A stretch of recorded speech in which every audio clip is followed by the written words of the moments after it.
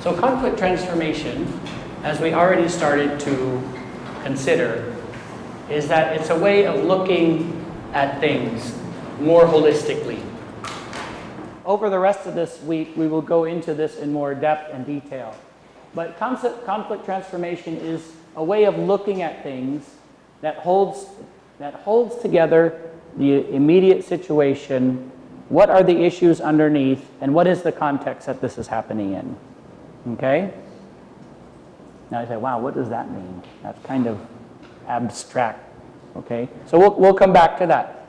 Conflict transformation, like we said, is it's a relational approach that looks at content, context, and structure of relationship.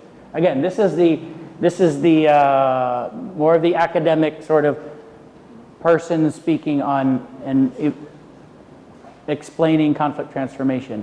But we see conflict as an opportunity because if there are people, there is conflict, right? But yes, conflict is normal, especially as a married person, we would know that that is normal. So it's a normal dynamic within our relationships.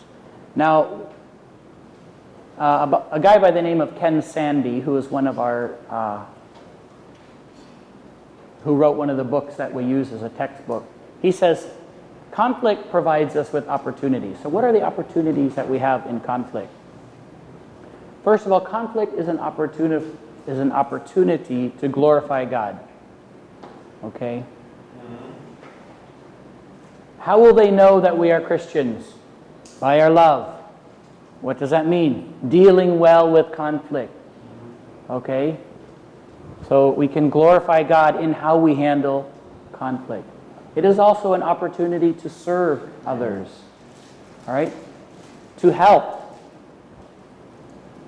And finally, it is an opportunity in growth. When we experience conflict, it oftentimes, although it is difficult and painful, it also produces maturity and strengthening of our character. And so this also fits into our conflict transformation approach. When we start to see the possibilities, the good possibilities of channeling conflict energy in ways that will glorify God, serve others, and help us to grow as individuals and as a community. Okay, now Sande talks about three major types of approaches to conflict. He calls it the slippery slope. Okay, and he has a nice diagram, which I don't have here. But he says, on one side of conflict is the escape approach. We don't like it. That's the conflict is bad. Energy is scary. Let's get away. And so ways to do that, he says, are suicide. I mean, you literally take yourself out of the, life is so bad. My life is so terrible. I'll just take my own life. Okay, he calls that an escape. Flight or denial. So flight meaning we just run away, or to deny it, to say, no, there's no conflict. Everything's fine here. No conflict. You see? See, we're all smiling. We're happy. Smile, smile. Okay, so he calls that the escape. He says, this is not healthy. The opposite of that, which is another unhealthy approach, is the attack. So instead of running away, you can go in the attack mode. Okay? So physical attacks, assaulting. Okay? And then he also calls litigation and murder are forms of attack, unhealthy approaches to dealing with conflict. So that's his slippery slope. So he says if you go off one side, the escape side, you're going to fall off. Okay? And the other side over here is the attack. And within that you have different strategies. And he says what we want to try to do is stay in the middle where we have these, sorry you can't see what I'm writing over here, but is this peacemaking approach. And we have options here. There's lots of different options. That's the beauty of it. As we look into it, we say, if one thing doesn't work, it doesn't mean we give up. We actually have choices. So what is the peacemaking? Okay, you can overlook it. Sometimes it's okay to overlook a conflict. So the difference between overlooking and denying says there's no conflict. Okay, overlooking is saying there's a conflict here, but it's not worth it for me to deal with it. Okay, so that can be, depending on the situation, good thing to do. He talks about reconciliation, meaning you go directly to the other person and you talk directly. That's what he is saying is reconciliation. That is dealing with the relational aspect, right? Now when he says negotiation, you're going to the other person, but you're really looking at a specific issue. So there's a back and forth and negotiation.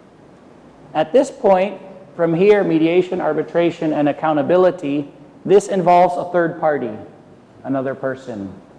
So mediation means if I have a conflict with Bong, and we say we can't solve this, we'll get someone and he will mediate. Now does the mediator solve the conflict? No, he's just a witness. He just facilitates. No, he's not. He is a witness, he is a facilitator, he is an advocate for whose side? Neither side. He's an advocate for a process. He's an advocate for the good communication. So when you're called into a role to be a mediator, don't think, oh, I can't take sides. Actually, you take the side of good process, good communication, and listening. That's what your advocacy is as a mediator. Okay? Now arbitration, who knows what the difference between mediation and arbitration? Arbitration, medyo technical word, actually. Arbitration is like mediation. Policeman in the middle of the road. Yeah. So arbitration, if Bong and I had a conflict, we would say, oh, let's get an arbitrator. So that guy will sit down with us, he'll listen to both sides, and he might help some communication happen. But the big difference is he will make the final decision, yes. Right? So it's a little bit like being a judge. Yeah. I mean, in essence, a court system is a very formalized process of arbitration. Okay? So, and then accountability, when he refers to accountability, he's really talking about church accountability. When church leadership sees an issue, they discuss it, they have a healthy process, and then they say, look, we as your brothers and sisters and leaders, we want to help you with this process. And here's the limits also. We can do this much, and these are our expectations of what it means to be together. So he has a lot about how to do a healthy peacemaking process within the church. So we want to prepare ourselves, and then prepare people so they know, look, this is the process that we can do.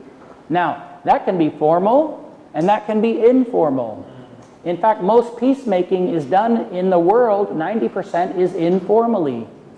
Friends, your tito, that respected kuya who helps us and who can go, especially in Asian cultures, I'll go talk to this one. Did you know? Yeah. Oh, Eloy, there's, may problema dyan. Maybe we can, okay. So that's peacemaking. And we need to affirm that actually is happening and is something that we want to build our strengths on. Because if you go into a situation that you have conflict, it's already, magulo. People, it's a mess. So let's step back and think, okay, who are the people that are really good at this, who do this informally?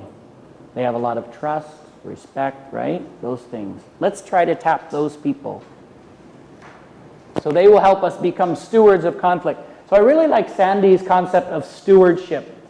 Usually we think of stewardship as, we're stewards of our finances or our resources. But also conflict, in a sense, is something given to us, whether we like it or not. And we can decide, will we be good stewards of this? And we can glorify, serve, and grow.